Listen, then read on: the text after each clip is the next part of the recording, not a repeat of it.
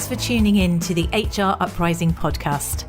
I'm your host, Lucinda. The HR Uprising is focused on helping forward-thinking people professionals deliver real lasting value in their organisations. I'm a chartered psychologist, speaker and trainer, and recently authored the best-selling business book, How to Be a Change Superhero.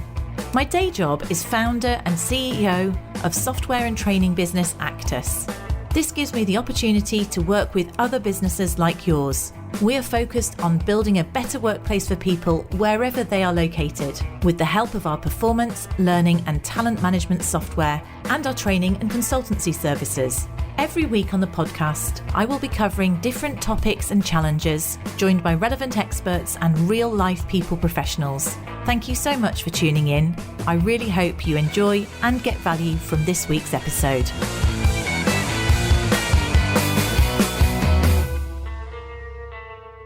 Hi there, just jumping on to let you know that our next open programme, How to Be a Change Superhero, that I run personally, is almost full, but we have a few more places. It kicks off on the 4th of November 2021. So if you'd like to know a little bit more about that, head over to the HR Uprising page and you'll be able to see a bit more information on the 3-module programme. It's all virtual, it's highly personalised. It includes one-to-one 360 feedback and coaching by me. So if you'd like to work on really getting underneath the principles, the practical principles of change, then why don't you take a look at that? It's usually a really brilliant, engaging programme and I thoroughly enjoyed running it. So do take a look if you'd like to join us on this next cohort. Hello and welcome to this week's HR Uprising podcast. And this is a very timely podcast because I am really pleased to have Nicki Eyre and Cathie Donaldson here from Conduct Change. And obviously I'll get you guys to introduce Conduct Change in a moment, but the topic we want to focus on is all about how to prevent workplace bullying. And we're coming up to Workplace Bullying Awareness Week, which is a week that I wasn't aware of until I had a conversation with you guys. But it is something that I am conscious of in terms of workplace bullying, in the many ways in which it can impact performance, engagement. There's so many knock-ons, also inclusion, which are topics we've been looking at recently. So when you guys got in touch and mentioned that this is something that you're expert in, I was really keen to know more about it. So I think it's a great topic for us to explore. So thanks for coming on. I'll hand over to you to introduce yourselves and maybe tell us a bit more about this particular week and what we mean by workplace bullying awareness. Nicki? Thank you, Lucinda. I'm Nicki Eyre, founder of Conduct Change, and absolutely passionate about this subject in terms of the prevention of workplace bullying. But obviously that does, as you say, it covers a lot of other areas. And our whole premise at Conduct Change is to transform behaviours in business and create those compassionate and courageous workplaces of the future. Cathie, do you want to come in and introduce yourself there? Thank you. Yeah, so I'm an associate. I've been working with Nicki for about the last 6 months. And in particular, what we're looking at is business outcomes, the impact of behaviour on the culture of an organisation, the impact of culture on engagement, and then, what engagement means in terms of how a business's performance is measured. So that, in a nutshell, that's what we're looking at. And that's really relevant. Sorry, I'll come to you, Nicki, on that. I guess in terms of if we're HR professionals, as many of the audience are here, trying to get this sort of thing taken seriously, understanding those business outcomes is really useful in terms of taking some facts and figures, I guess, to put some support and money behind this. So I'll perhaps come to you, Cathie, on some of those in a moment. Yeah, that's fine. I was just going to pick up the point about the Workplace Bullying Awareness Week, just to explain how that came about. In the USA, there is a guy called Gary Namey, and he started by creating what he called Freedom from Workplace Bullying Week. He's an internationally renowned expert in this area. And over the last few years, other countries have started getting involved. And this year, they're really trying to push the message out. And there's numerous different countries across the world that have published posters all across LinkedIn. So do look out for that campaign as well. And just to keep it going as well, once we get to November, we'll also have anti-bullying week in the UK. So we're not going to lose that momentum. So it's coming up soon. It's the 17th to 23rd of October. You said there's 10 countries signed up. Has the UK signed up? Or how do you sign up as a country anyway? Or is it more about organisations? It's groups of people. What you find is there's an incredibly strong networks of people who are very passionate about this cause and wanting to make change. And so they've come forward and put a poster forward on behalf of their country. So yes, we have a UK one, and we've helped produce that and get that out onto LinkedIn, along with the Speak Up Collective as well. So, but there are many other people involved, and I think it's really important to recognise that this is a global issue. It's not something limited to the UK at all.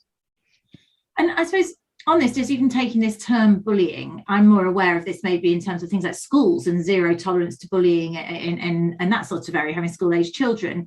I mean, is that the term for workplace as well? Or do you want to tell me a little bit about how you define it, maybe, Nicki? Yes, it's quite difficult to define, and that's one of the issues around it, but there is no legal definition of bullying in the UK.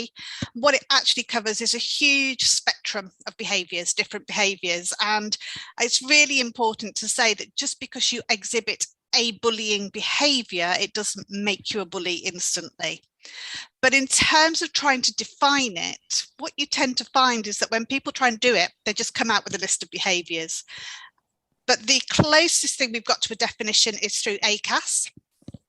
And I'm just going to read it because they've changed it a little bit on their website recently. So bullying is behaviour from a person or group that's unwanted, and that's a really key word there, unwanted, and makes you feel uncomfortable, including feeling frightened or intimidated, less respected or put down or degraded.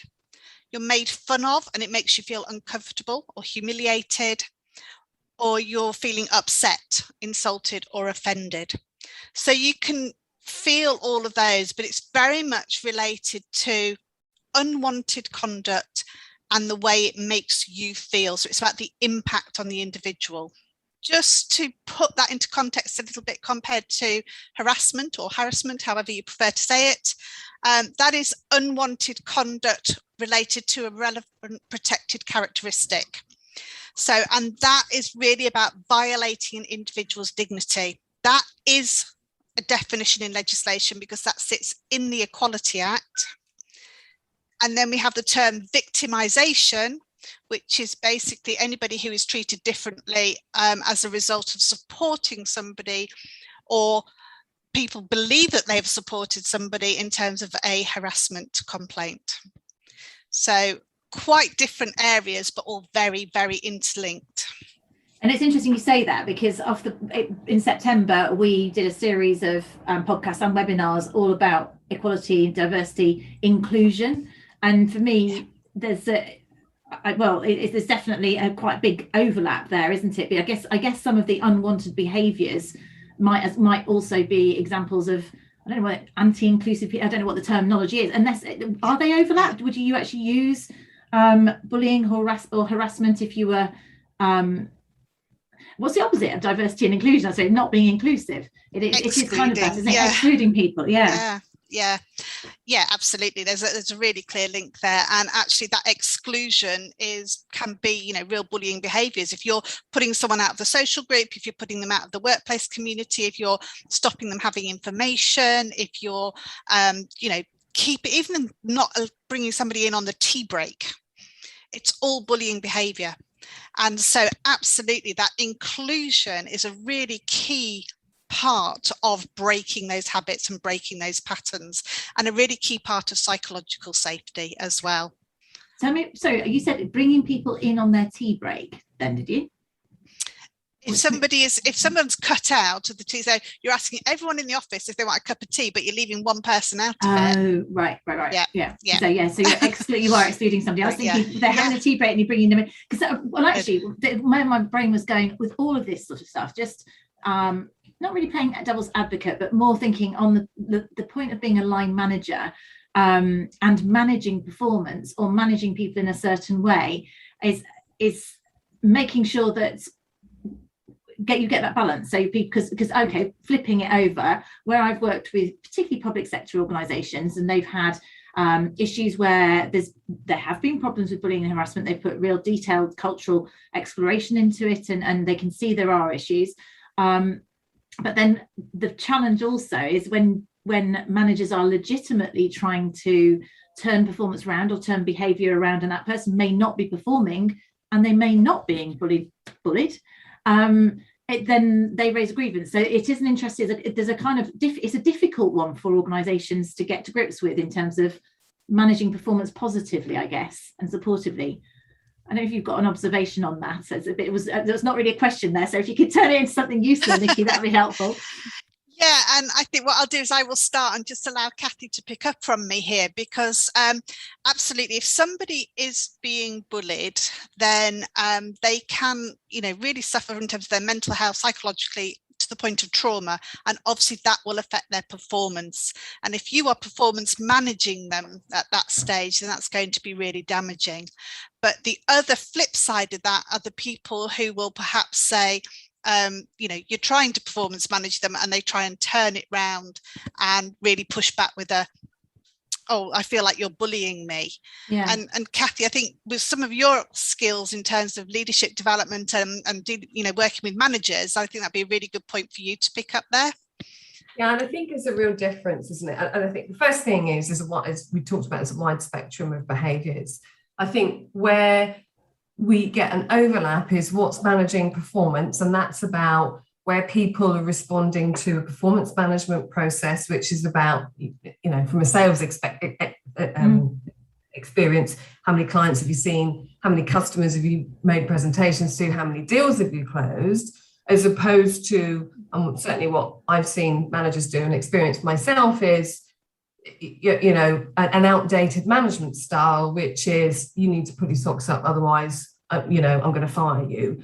And that's the difference, isn't it? It's about a management style being factually based on performance rather than personally based on behaviours and opinion about the person. It's about their activities, their behaviours and their activities, as opposed to the person, whether they're a good or bad person, isn't it? Yeah, absolutely. So I think, and so for me, and in all of the management and leadership development that I've done over the years, it's the management style which can be, if not handled well, misinterpreted as bullying, and that's when you then have to go to the facts. What was said, how was it managed?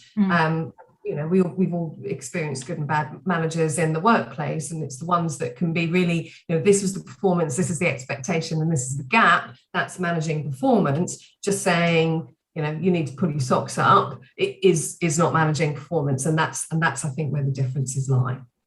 Okay. I've got to ask, I'm assuming that both of you, what makes you both passionate about this topic? Is this something you've experienced directly, or that you've observed in others, as to why this is something you feel so strongly about?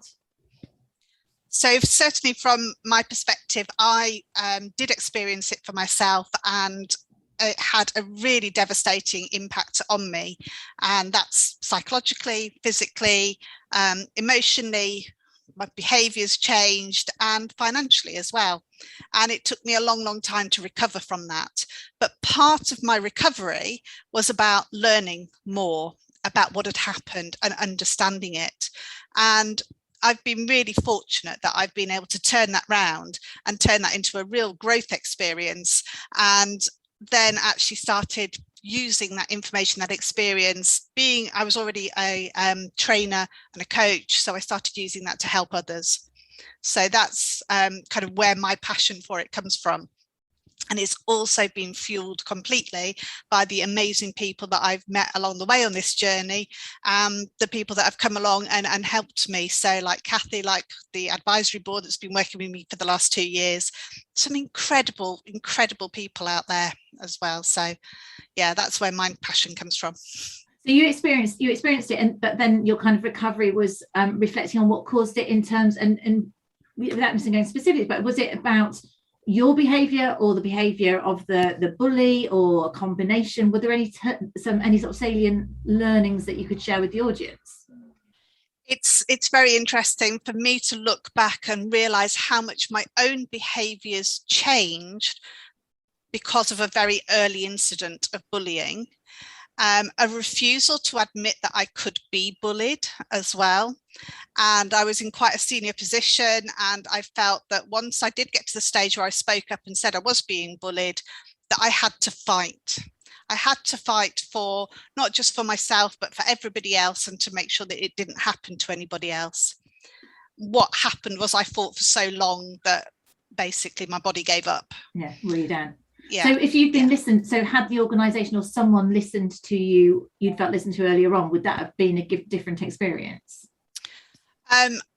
It is quite interesting, because actually I don't think I would have spoken up earlier on, because I just felt like it couldn't possibly be real and it couldn't be happening to me.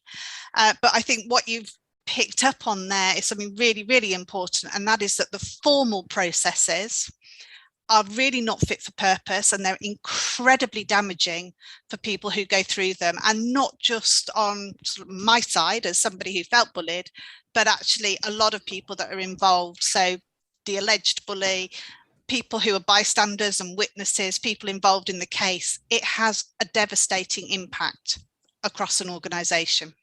So formal process would be grievances. Sorry, I'll come to you. That would be having to go through a sort of formal grievance, as opposed to informally talk to somebody and it being resolved amicably, kind of thing. Yes. Yeah.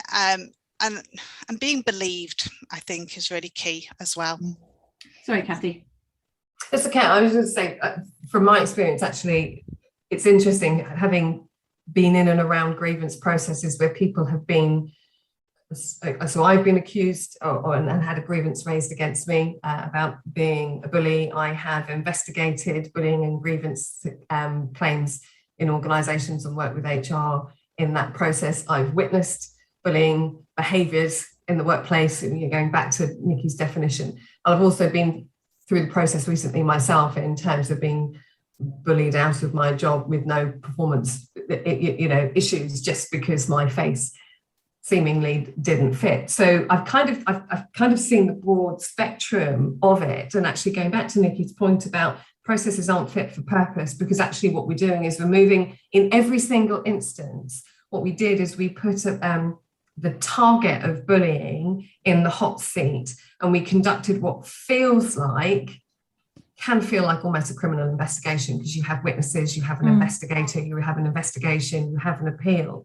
And actually, what was really interesting is the work that I've been doing with Nicki over the last 6 months. A lot of the people that have been through this process, either as a bully or have been witnesses to it or have seen it, actually hardworking, dedicated, loyal employees who have got clashing personalities, toxic cultures, whatever it might be, that something's going wrong somewhere in terms of the interpersonal dynamic with people in the workplace. And that's the bit that's affecting business outcomes, mental health, diversity and inclusion, psychological safety in the workplace. So for me, it's not just about looking at the target of the bullying behaviours, it's about the impact on, the human-centric and the people-centric organisations that organisations are so desperate to build because they put it into their values, but actually unwittingly perhaps will be falling into bullying behaviours that are making people feel undervalued and victimized, etc., etc. So it's a huge minefield. But what we recognize is that more and more people are coming forward and going, oh yeah, that was my experience at the workplace, and rather than take it on and go through the grievance process, I left. And that's the bit that's a shame, because you're not picking up on the damage that's actually being created when actually there's different ways of managing people in the workplace.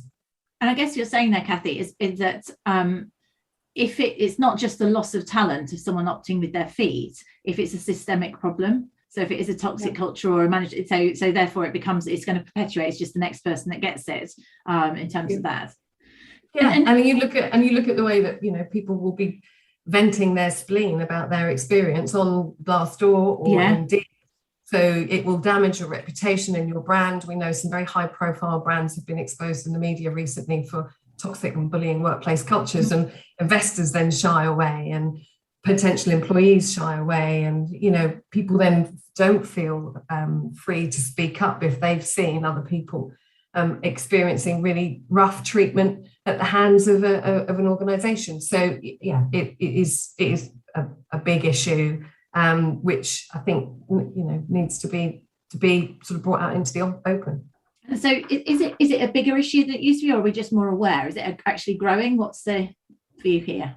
Nikki, should I go through some of the stats and you can tell me whether it's growing or not? Yes, go for it, yes. So CIPD did released something earlier this year that basically said that the cost of conflict in the workplace, which includes bullying, harassment and victimisation, is about £28 billion a year, in terms of lost productivity, lost working hours, sickness, impact of stress, impact on the NHS, of people being off with work-related stress, £28.5 billion. And that roughly equates to about £1,000 per everybody employed in the UK.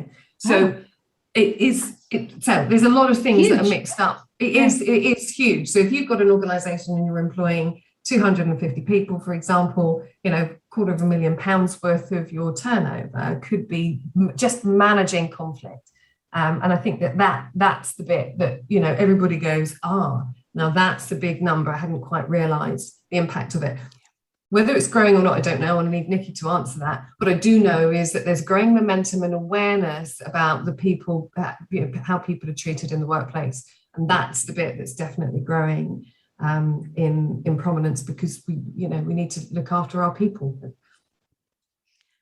And I think you're absolutely right there.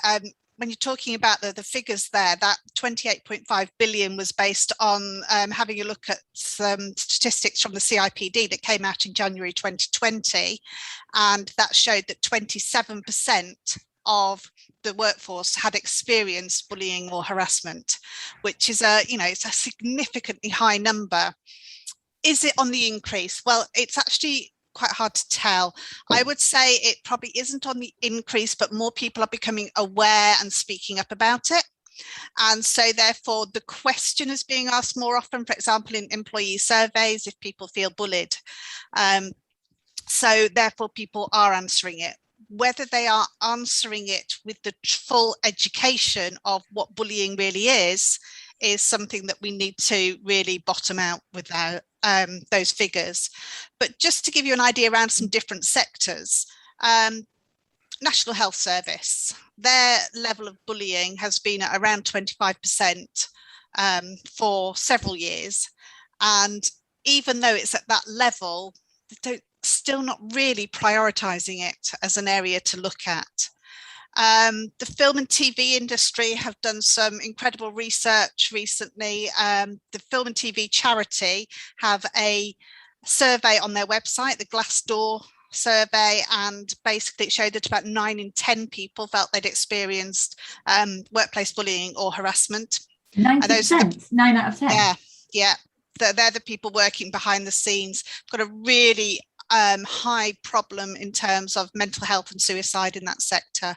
So they're actually doing some incredible work at the moment to try and really turn that around in the industry. There's a lot going on there. Charity sector as well. ACIVO, which is the Association of Chief Executives and voluntary organisations, they did a report called In Plain Sight, and that talks about the bullying in the charity sector. And a lot of that comes from chief executives in the charity sector, particularly where they are the founder and it's their baby, they've grown it, and then it's got bigger and bigger. But also, it's a complex sector. There's quite often a lot of mergers, people being tupied across from different projects as well. And we have an amazing case study on our website, which actually wasn't about bullying behaviour, but it was about saying, as a charity, we've grown, we've got people coming in from all different directions, we've got all these different pockets of culture, and actually let's get ahead of the curve on this one. Let's get in and do some work so that we're all working together and know what behaviours are expected before it can lead to bullying behaviours. So that's a real positive example of not waiting for it to happen. So okay, so that's really interesting. My brain was ticking away there.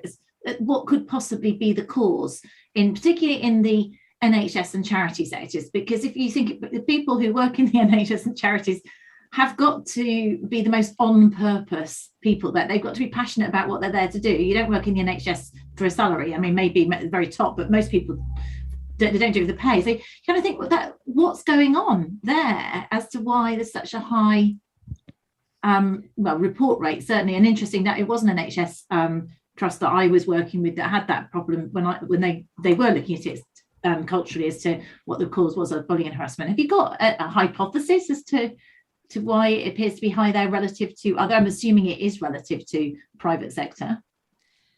I think my kind of theory of private versus public, and this is just my theory, is that actually in the private sector, people are more likely to move quickly, and so they will vote with their feet. In the public sector, as you say, people go in because they're very purpose driven. They are there for those, they're value driven in the way they choose that career. And so they're thinking more about the patient, the beneficiary, than they are perhaps about themselves a lot of the time. What can happen? I have an ambassador for the charity side who is works in the NHS as a A&E nurse. And he kind of sits middle management, but he says what you see is this enormous pressure coming down from the top, and it just gets passed down and passed down. You've then got pressure from patients coming up, and that's not necessarily the behaviour of patients, but the quantity as well. And so when all of those pressures come together, people's behaviours change and they're not coping. And that's a huge part of it. That's a huge part of it. So it's actually, you're talking, what you're really, again, systemic problem, it's potentially a stress behaviour of the organisation, having unrealistic, unachievable circumstances. And I guess in that situation where you desperately care, so if you're in financial services, for argument's sake, they've given me an unrealistic target, whatever, I'll go and get a job somewhere else. Whereas actually, if you desperately care about the well-being of your patients or the charity that you're supporting, and it's unrealistic, and the other thing that strikes me particularly about the NHS is that it's always a moving feast. So there's always something outside muddling them around. So the clarity, whereas private sector generally will, certainly well-managed private sector organisations will have very clear goals and objectives. People understand how they fit within the organisation and probably have a more clear hierarchy as well. In NHS, half the time people don't know who manages them.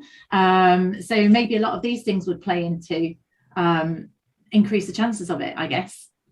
Yeah, they're speculating unless you've got evidence, but I mean, they're a huge employer, and we're working with some academics who've got quite a lot of inside track into some of the stuff that's going on. But you also think, you work in the private sector, it's not necessarily life and death. The profit and loss is going to be an issue, and next quarter's results will be a big issue if you've missed them. But actually, the NHS is life and death, and that therefore has got to add a level of stress because it is about the human being at the end of it. Yeah, so, and people's values are very strongly aligned with it, as opposed to just their pay packets, I guess.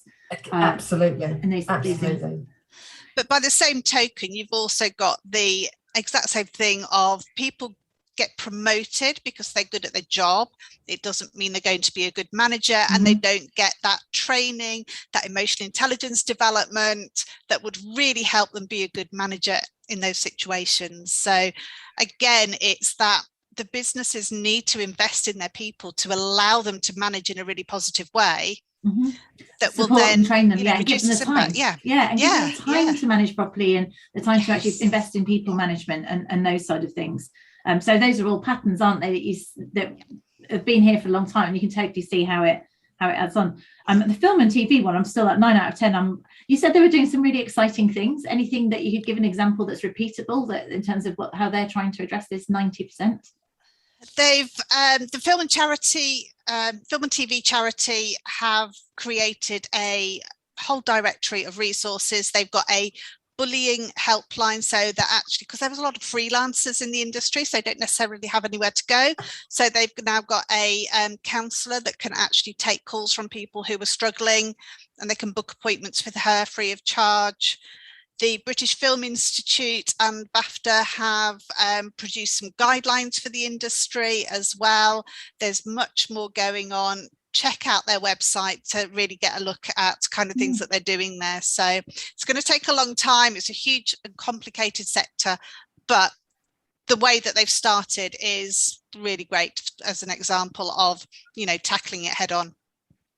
And I suppose just carrying on, in fact, it'd be good to look more at any other sort of takeaways. We always like to look at the takeaways. And I remember we talked about charters and things when we were talking on the pre-thing for this. It'd be good to hear some of the recommendations you have. But maybe just going back to you, Cathie, and the sort of the evidence for the impact, the invisible costs that we're seeing of this sort of thing. So if we really need to take this seriously, I mean, you do want to take it seriously because it's people's mental health, etc. But going back to our pay packet or bottom line, and how do we convince people to see this as important, not just nice? Any other sort of, you referred to Actus, didn't you, earlier, Cathie? Do you want to share some of those to listeners? Yeah, so I think it's interesting, isn't it? Because a lot of the HR leaders that we talk to, how much time are they spending managing conflict? How much of their time is reactive to, oh no, somebody's just kicked off again, or there's a manager over there that nobody wants to work with, and so that we've got to put some development in place for them. So a lot of HR's time is in that reactive place. And so what we're trying to do is help, the work that we do is help HR managers become more proactive. So it's thinking about, okay, so when we talk about the values and being people first and, customer centric, what does that actually mean in terms of the human experience of the workplace? What would acceptable and unacceptable behaviours be? What does conduct look like in our organisation? Because then what we can do is we can bring about awareness. So certainly, a lot of managers that we work with are saying, well, I don't know, I'm now worried about having a tough conversation with one of my direct reports because they might accuse me of being a bully. And it's okay. So how do we help them navigate using emotional intelligence, using psychological safety? How do we help them understand how to have conversations which are about performance, but don't trip into some of these behaviours where it's not the appropriate conduct for the culture of this organisation? So I think, so for me, a lot of the hidden costs in organisations is about HR's time managing grievance processes, but then the fallout of that in terms of what that means in brand, but also in a fascinating study that was done by Georgetown University professor Christine Porath, who said 25% of people that are having a negative experience of the workplace admit that they take that frustration out on their customers. So if 25% of people who are dissatisfied with the experience that they're having are then inadvertently taking that out on customers, what's that doing to your bottom line? And how do you measure that? And how do you know that? And I think this is some of the challenge, is that we just don't, we know that there are grievances, we know that there are, reactive things that HR are involved with, and we know that we've got some unhappy customers. So let's start having a look at, okay, so what's the root cause here? How are we treating our employees, and how are they in turn treating your customers? And I think if that's the bit that we can then get to, we can then start, chipping away at behaviours and conduct in the workplace. I guess it's going to link to the engagement piece, isn't it? That's the knock on there, that you become disengaged. Psychological safety. This is referenced an awful lot at the moment, this term. And as a psychologist, I still sometimes think, what do we mean by this in this context? Do you want to give me a bit more? What am I doing as a line manager if I'm protecting your psychological safety or not? I think the really key thing about psychological safety is that knowing that you are able to be vulnerable in the workplace. And by that, I mean, you can ask a question, you can say, I don't know, you can admit that you've made a mistake. And instead of being punished for that, you're rewarded for it. So it's creating that environment where people feel really safe to speak up. And when you look at, there's a lot of, campaigns in workplaces about being able to speak up, but that is still putting the onus on something going wrong and people being able to speak up about it. What we want is for people to be able to speak up all the time and to be able to challenge each other in a really safe way, so that actually you can have that incredible debate. You can have that creativity that comes out of those conversations that will drive the innovation in the business. It'll drive the competitiveness. But if you are crushing that by, if when somebody speaks up, you're cutting them down. Or you're taking the credit for other people's work or something like that, those kind of things, then you are just destroying the psychological safety in that environment. And I think it's quite different to the mental health agenda. And I think sometimes people are kind of, because of the word psychological, they're bringing them in together. Obviously, if you've got psychological safety, then the chances are the mental health in that organisation is going to be better anyway. Yeah, the strikes me as also, from your definition then, I can see, okay, if you have low psychological safety and you experience bullying, then your mental health will suffer long term. But actually, psychological safety there, I do lots of work with financial services, and they, FCA, talk about risk. So it will also prevent risk, won't it? If you feel, it's not, and it's better than whistleblowing, because whistleblowing is when things are going wrong. It's actually, I think I've got a bit of a concern here. I'm not sure if this is right for the customer. That's quite a key area. If you feel able to speak up and not get slapped down. Yeah. And also people will bring ideas forward, and so they'll say, this isn't working properly, why don't we try it this way? And suddenly a really small change can have a huge impact. Yes, they feel it's worthwhile in trying to improve, being part of it, trying to improve things. So Google did a study over a 2-year period, and I think they polled about 84 of their teams worldwide, and the number one determinant of their high-performing teams was the presence of psychological safety, in that the people in those teams felt included, they felt that they could learn in a safe environment, they felt that they could contribute and be valued for the contribution, but also felt that they could challenge the status quo.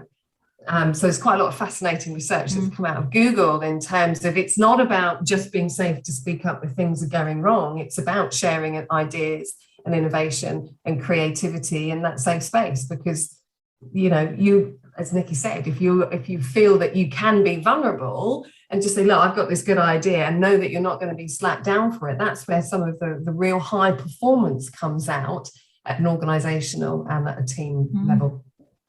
Definitely see that. So in terms of if we were going to try and put something in place in our organisations, in terms of if you're working with an organisation, and whether I guess wherever they are, I don't know whether you benchmark where they are and then you do it. What do you do to help organisations prevent bullying and harassment, or improve it if they do have it? So I think the first thing to say is that there is no quick fix. You need to take a holistic organisational view of this. It's not an HR problem, it's a multidisciplinary team problem. And so what we would do is we would go in and start by having a look at the current behaviours in the organisation, and not just in terms of have they got bullying, but actually have they got clarity about the expectations of behaviours in the workplace. Do those behaviours align with the values and the purpose of the organisation? And if they don't, then what can we do to keep adjusting that and keep adjusting it? And the thing that is really important is that you're going to have to try lots and lots of different things, because there is no one magic wand that will just solve this problem, and it will be different for different organizations and different for different sectors as well. And so actually it has to be quite a bespoke approach. But I think what's really, really important is that there are things like psychological safety assessments that can be done. You can have emotional intelligence coaching, and we have an assessment model that we use there as well for individuals where they need that extra support. But what's really, really important is that you are constantly measuring that impact and reviewing it. And one of the key things that we do is we say, well, actually, if you're looking at risk management as a board, you should have behavioural risk management in there, because behaviours are the most powerful element of your organisation. Behaviours or conduct drives culture, and culture drives engagement. And if you want an engaged workforce and a profitable bottom line, then go to your behaviours first. So we would put key behavioural indicators in and say to the board, you need to be keeping an eye on these, and where it's showing that they're not aligning to your values and purpose, then you need to be making adjustments. It's not an initiative, it's a different way of working. I think that's what's really important there. Cathie, have I missed anything? No, I think the only thing that I was going to add to that would be about lots of organisations talk about values, and culture, but don't actually say, what does that look like? What does that mean in practice? So, you know, any organisation will have people first, trust, honesty, integrity, and respect, for example, is some of their core values. But what they don't do is say, what that means is we see you practicing this, and what we don't see is this. And actually, that for me is the bit where we get misalignment with clarity of expectations, because people interpret trust and respect or people-centered cultures or whatever it is in very different ways. And so organizations need to then think about, well, what does that mean in practice? What does that look like from a behavioral perspective, rather than just being 5 or 6 things that's put up on the wall in the office, for example. So it's, and that's where you then get the deep dive into behavioral alignment with everything that then the business is trying to achieve. It's interesting, that one, because obviously if my performance management hat on, you can in theory integrate it into your performance management processes and talk about these things and values, and there's lots of ways you can introduce values. The risk is you can still end up with it being a tick box if all those processes are tick box. And what I have seen is I think you have to keep them fresh and get people talking about what does it really look like on quite a regular basis, almost like where we are now.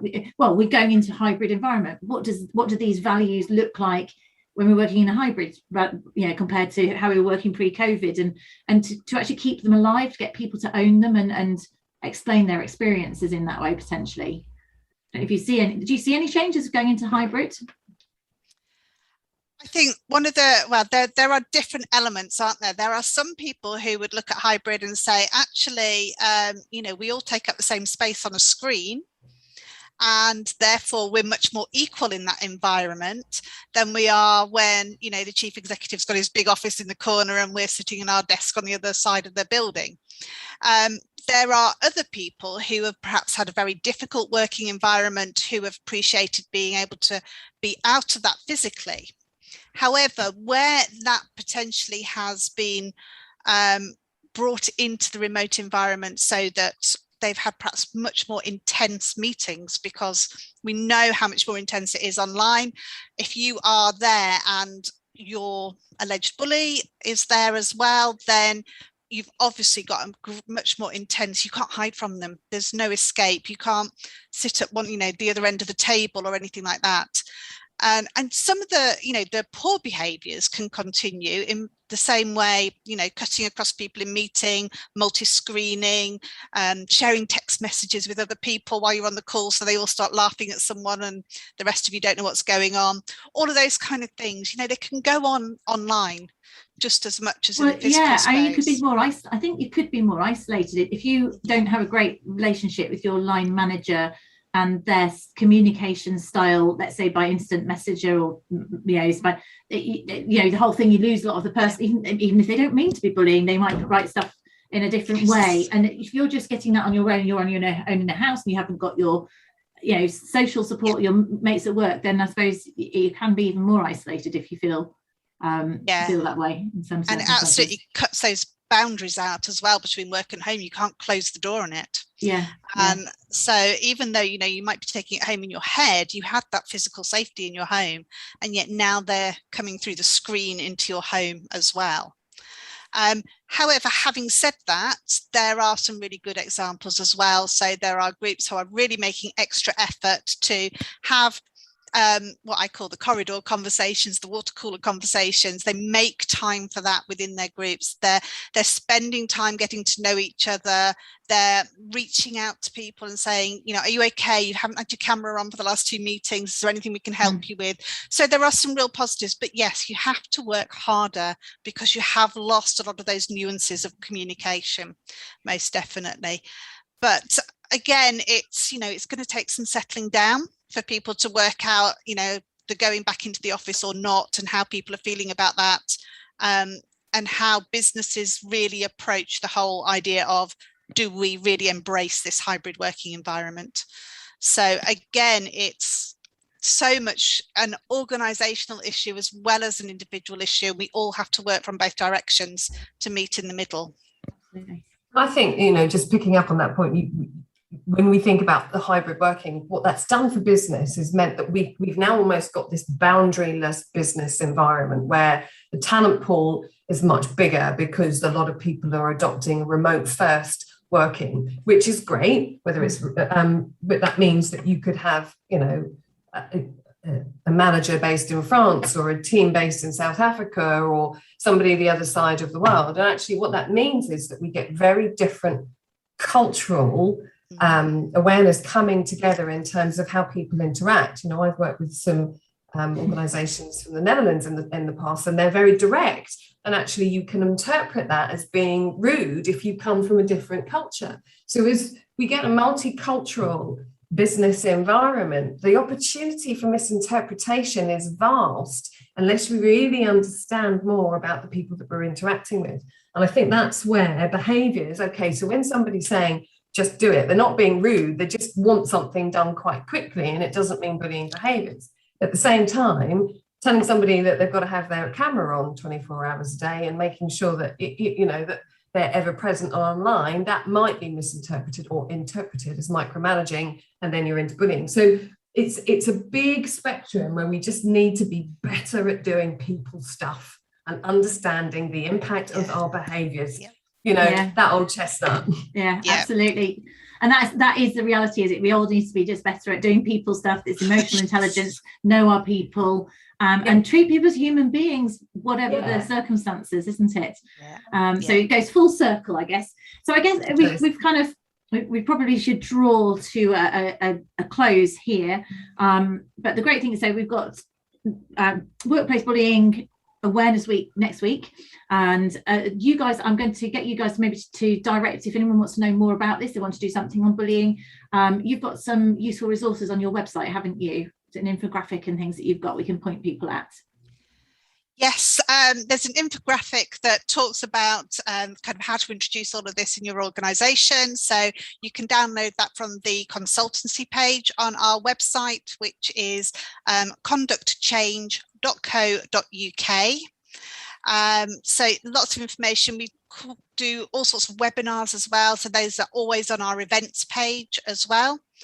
And I really would like to just mention for Anti-Bullying Week in November as well, the other part of our organisation, because we have a social purpose, we have a charitable side, which is very much about raising awareness. And our fundraiser is actually through a conference, which we run in Anti-Bullying Week. And that will take place between the 16th and 18th of November. Okay, so you've got a month to book up. Yes. That month's time. Yeah, we've got an amazing set of speakers again, so look forward to seeing everybody there. Okay, so we'll make sure that all of those links are on this page for this episode on hruprising.com as one way, so we can go straight through to your infographic, and also if people want to find out more about this conference in November. That's amazing, thank you. Perfect. And there's also an article on there that we've published in September, which certainly for organisations that are looking to improve their environmental, social and governance footprint, as lots of organisations are being reviewed in this way. Understanding what do we mean by the social impact of your organisation, and we put a sort of 10 steps as to how to improve social impact and the human experience of the workplace. There's some really good little pointers in there that people might just have some takeaways from that as well, which might be useful for them. Fantastic. That's on the website. Brilliant. Okay, so the links are all there. If you want to do something about it, it's perfect timing for next week's Workplace Bullying Week. But then what is it again? The conference, the Bullying Day. It's Anti-Bullying Week. So it's the UK Anti-Bullying Week in November. Right. Okay, as opposed to the international one next week. Right. Okay, perfect. So we've got something for everybody, and time to go into those. And obviously, I'm assuming people will put your LinkedIn connection. So if anyone wants to follow up with Nicki Eyre or Cathie Donaldson directly, then I'm sure you welcome LinkedIn connections as well. Absolutely. Lovely. Thank you so much for joining us on the HR Uprising podcast. That was really informative, and I look forward to seeing more about this as the next months and weeks go on. I really hope you found this week's episode useful and enjoyable. If you did, perhaps you could recommend us to a friend or colleague, or give us a review on your platform of choice. It really helps new listeners to find us. Now, you can access links to any of the information mentioned in this show via the website www.hruprising.com. Further free resources are also available at www.actus.co.uk. There you can also find out more about our software and training solutions. Finally, why not join our LinkedIn group, the HR Uprising, to share ideas and collaborate with other like-minded people professionals. Thank you for listening to the HR Uprising podcast.